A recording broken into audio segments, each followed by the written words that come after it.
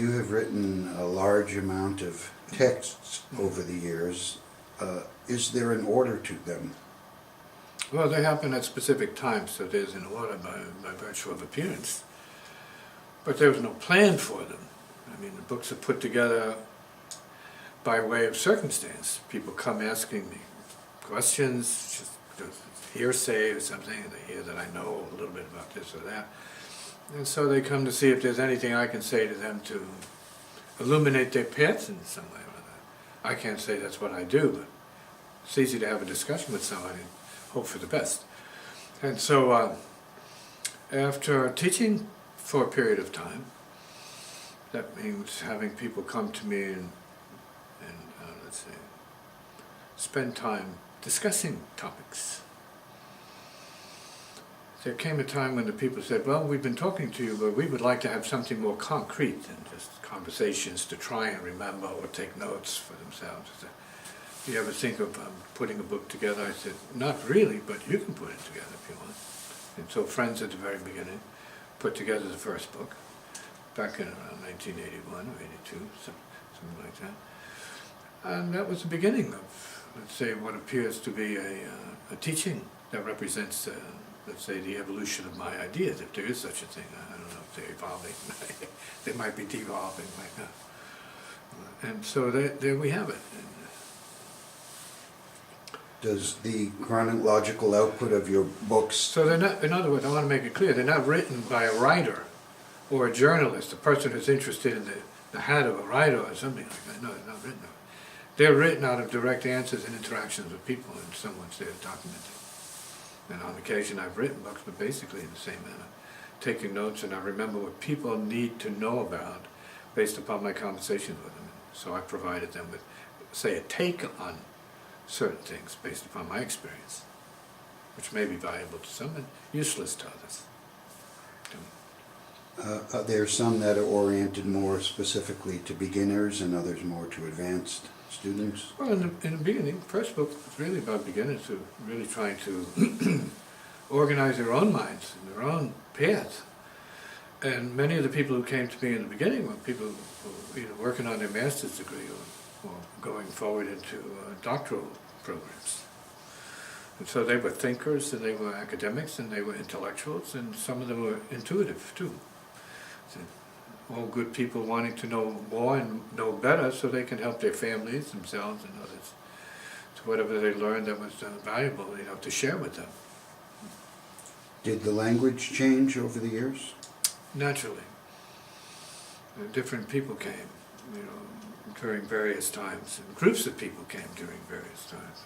I had to deal with that kind of, let's say, cyclic event and rather curious phenomena, karmic cycles, and people having the same problems coming at the same time, asking similar questions, relevant questions.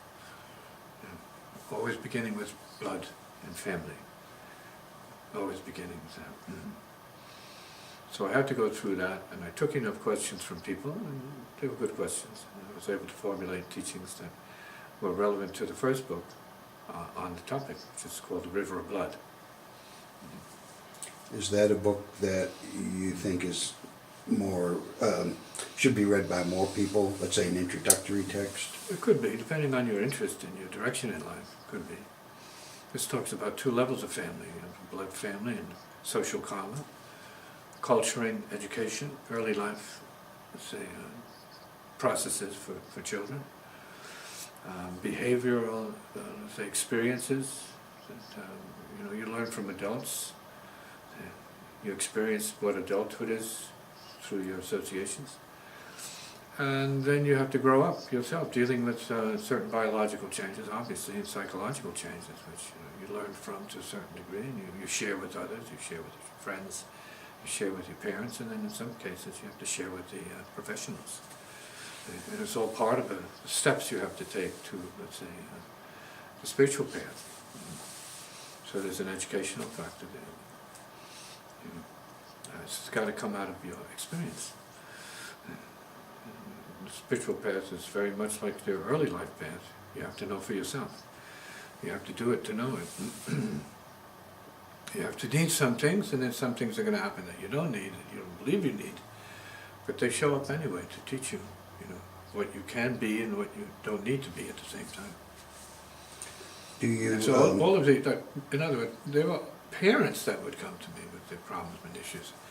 It was pretty crazy things, to handle.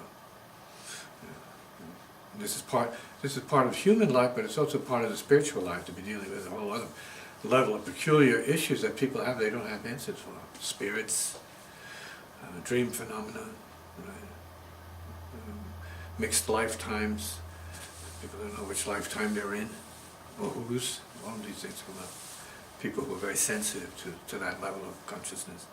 So I'm not saying I had the answers for everybody, but we had conversations that seemed to be going in a direction where a solution came out of the conversations for specific individuals. So I didn't have to be an authority to have a conversation with people. All I had to do was be open for something to come up as a result of that, and that's what good practice is. how do you And feel so about... books were written all during this evolution, different books, because of different people showing up, asking different levels of questions. Everybody's on a different level. The fact that we're going through a life process may put us on the same level. We all have that in common, but that doesn't mean that we're at the same level inside, psychically, emotionally, astrally, etherically, mentally, causally, in terms of cause and effect time track, let's say evolution, what we can remember, going backwards, maybe what we can project and understand in terms of our own future. Because we're here to create our future, not just suffer the past. Do you limit access to some books based on the individual? Limit access to some books, or were some books classified at one point? Yes. Yeah. Yeah, they were classified. Yeah, for a long time, in fact. Yeah, Sacred Knowing of Is was classified since 1982, 83, that period. Yeah. My talks on the spirits, which is what my culture was, my early life culture was about that. And what was the reason for them to be classified?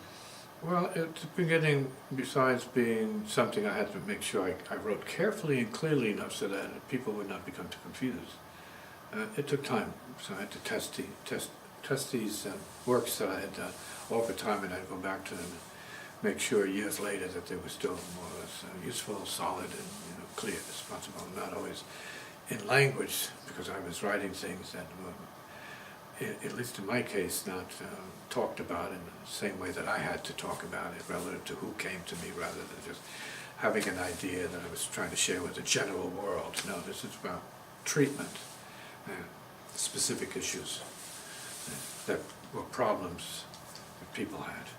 They thought they were problems until we started talking about it. Maybe they weren't problems once we explored it. Are the books meant for people who have contact with you otherwise, or can they be used, let's say, in a standalone? My feeling is that the books talk about very general, universal issues. We're all humans, we're all spirits. We have unconsciousness, we sleep. We have a deeper side, no question about it. We have spiritual gifts. Sometimes we know them, sometimes we don't know them. See? Sometimes people around us have to tell us that we have a gift in some way, or sometimes you discover it for yourself. Yeah. Sometimes you hear about these things. All right. So people are evolving all the time. That's understood. But there comes a time when you need to stop, look, and listen to see which direction you need to go in. Because of your tendencies, because of your nature, because of your psychic sensitivity. See, because of the spirits your ancestors pulling on you, which is true in some cases and not in other cases. People don't even know how to begin addressing that for themselves. They don't care about their dreams, messages they may get through the unconscious or superconsciousness. It's not in their, let's say, domain, their ordinary domain, to have interest in that. They're busy, like most materialistic people, with making money and succeeding. Most of the energy goes into that, but then there are some things that profound that happens to people, and they have to stop and go that way and see what that means in their case, for their future. And then once they sort that out, once they settle it to some degree, they can move forward again, get back on the material path and do that. So sometimes you have people veering off the material path and getting on the spiritual path, and they wind up talking to people, in my case, who are professionals, but also deeply involved in spiritual issues by way of inheritance, by way of choice particularly, which is genetics. Go ahead. Were all the books written in response to questions, or were Most of any, them are, yeah, exactly. and are there any that were written just from your desire to speak No. independent of that? No, my desire to speak comes from the urge to inform people, and this is what I was told I was going to be doing when I was a child anyway. See, because we all have a purpose here. Sometimes that purpose is speech. You have body, speech, and mind, which is generally considered like the three dimensions of expression, manifestation. And, or let's say life expression. The body, right? Your speaking, and your state of mind. All these are related. And so, depending on what you're called upon to do, that determines to what degree you do one or the other, or all together. You know, what it is that your expression and purpose is here. And it's not only just physical, you can have children, it's part of the physical. And expression, you need that for your soul's, say, healing. You need to have a freedom of speech, right, to say the least. Otherwise you're not likely to be balanced. You need to have someone to talk to in some cases, or just have the freedom to speak to whatever, or whomever, or as needed.